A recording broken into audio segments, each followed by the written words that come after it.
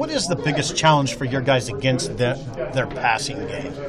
Well, they stress you all the time. I mean, whether it's in every coverage you present to them, they have answers for them. So what I always say is you got to understand your own issues within the defense.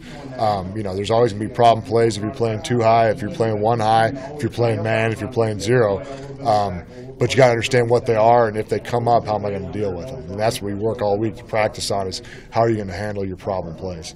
Hey, all your years in Tampa, did you follow Urban Meyer, kind of watch him a little bit, just being down there all those years? I guess not even so much down in Tampa. I've kind of followed him for a while now. I mean, obviously when you're as successful as he is, you pay attention to what he's been doing. So I don't know if I really followed him down in Tampa. But I've been following him really since Utah when they started getting good there.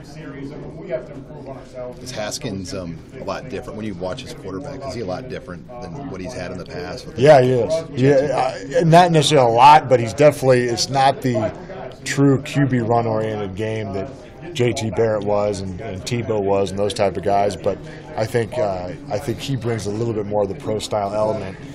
You could argue that he's, with maybe the exception of Alex Smith, the best thrower that Urban Meyer's maybe had since he's been coaching. So as far as being able to throw the ball, distribute to receivers, he's pretty dang good. Weber and Dobbins are obviously talented dudes.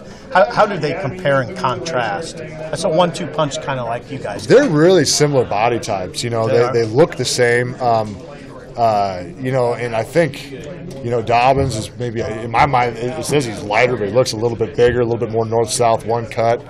And then 25 is a little bit more, I think, jump cut oriented. But they're similar backs in my mind. What are you expecting, just atmosphere-wise? Them coming off a loss and a bye week, just a lot of heat out there.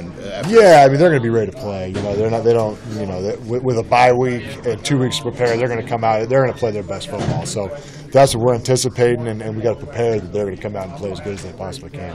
And you guys emphasize that, like we gotta stand up to the storm at first.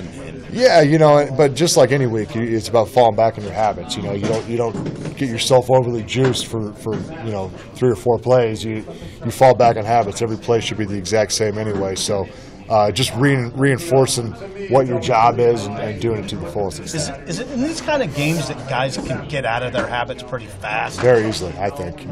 Because of big games. It's big games. It's why you come to Nebraska to play Ohio State. And sometimes when you overdo that part of it, it leads to mistakes because you're trying to do something you don't need to do. All we're asking guys to do is what they practice all week. So I think it's important that obviously if you're not ready to play Ohio State, you probably shouldn't be here.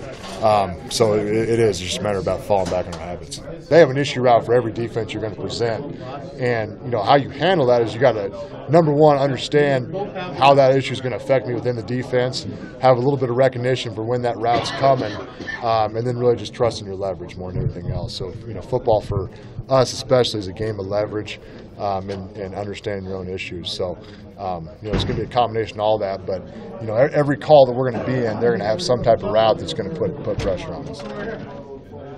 When you watch their quarterback, what jumps out about Haskins? I mean, how do you size him up? I think just overall arm strength's really impressive. Throwing the ball, he's as good as we've played, this year.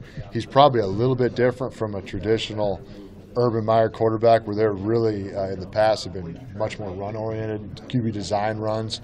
With him, he will pull the ball, but it's not quite the QB design run game that they've been in the past. But as far as his ability to throw the ball, it's really, really good. Is it mainly the downfield throws that catch your eye? No, everything. He does a good job with the touch throws. I mean, obviously he can make the big time, the deep outs, the go balls. But he can put touch on the ball too. He throws the intermediate ball really well.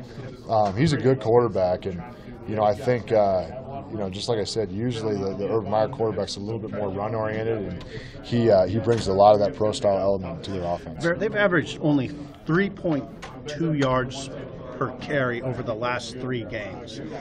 What are you seeing there?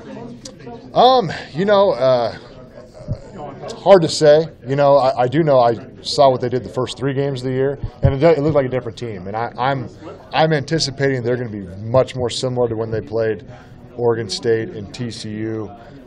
those type of teams earlier in the season than they were the last few games. So I'm sure that's what they've been working on the last 2 weeks, is why they've been a little bit lacking in the run game the last few weeks, and I'm sure they're going to try to address it.